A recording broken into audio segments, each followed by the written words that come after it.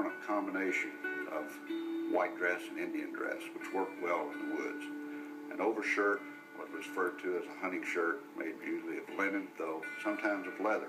There's a description of Daniel Boone in 1774 wearing a leather hunting shirt dyed black. He would adopted possibly an Indian breech clout with leggings, which worked well, or sometimes maybe wore breeches and leggings. Leggings made of buckskin or of a coarse woolen cloth served him well in the woods. And of course, its footgear was a universal moccasin, which everybody seemed to prefer. The American powder horn was a crucial part of the hunter's gear.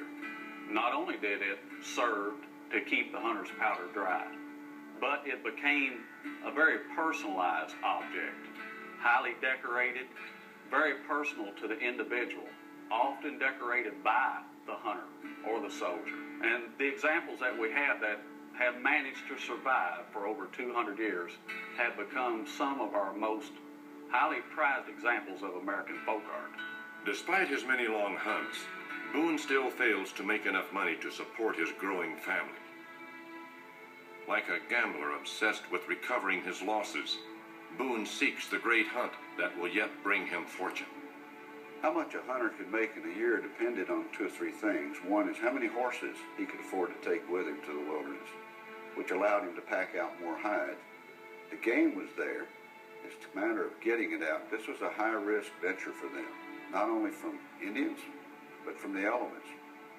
In the spring of 1768, John Findlay, who 13 years before had first told Boone of the fabled hunting grounds of Kentucky, arrives at the Boone cabin in the Yadkin Valley. Soon afterwards, Boone and Findlay plan a long hunt. They enlist Boone's brother, Squire Boone, and brother-in-law, John Stewart, as well as 3 neighbors. On May 1st, 1769, they depart in search of the Warrior's Path and the Cumberland Gap. They move slowly, pack animals loaded down with extra rifles, ball and powder, as well as traps, kettles, rations, and salt for the journey. Boone carries a copy of Gulliver's Travels to read to his companions by the evening fire.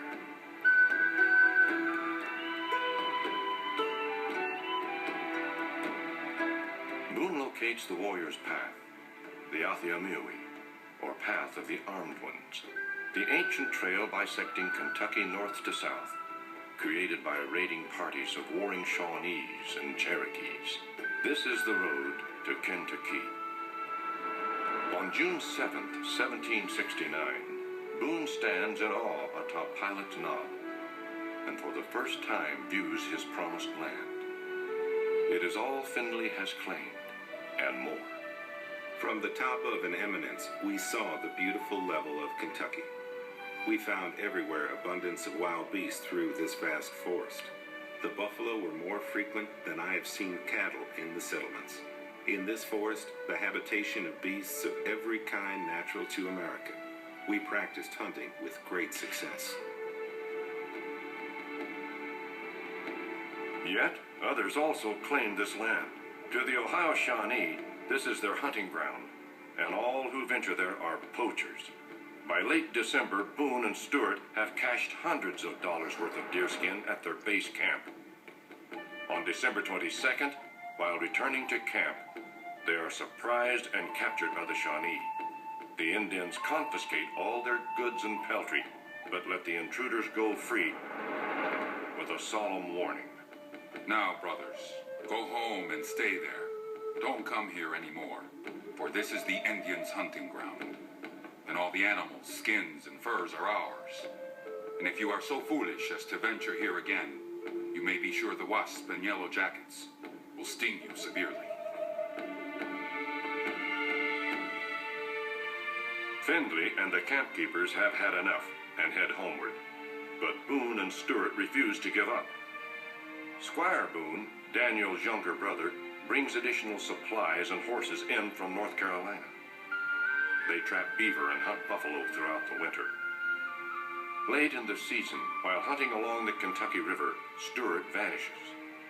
Despite Boone's frantic search, his brother-in-law is never seen alive again. Stewart will be the first in a tragic string of payments in blood that Daniel will make for this land.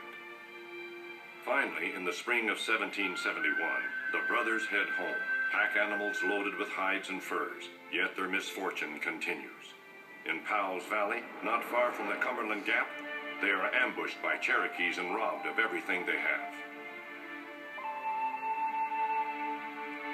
2 years of hunting have gained him nothing.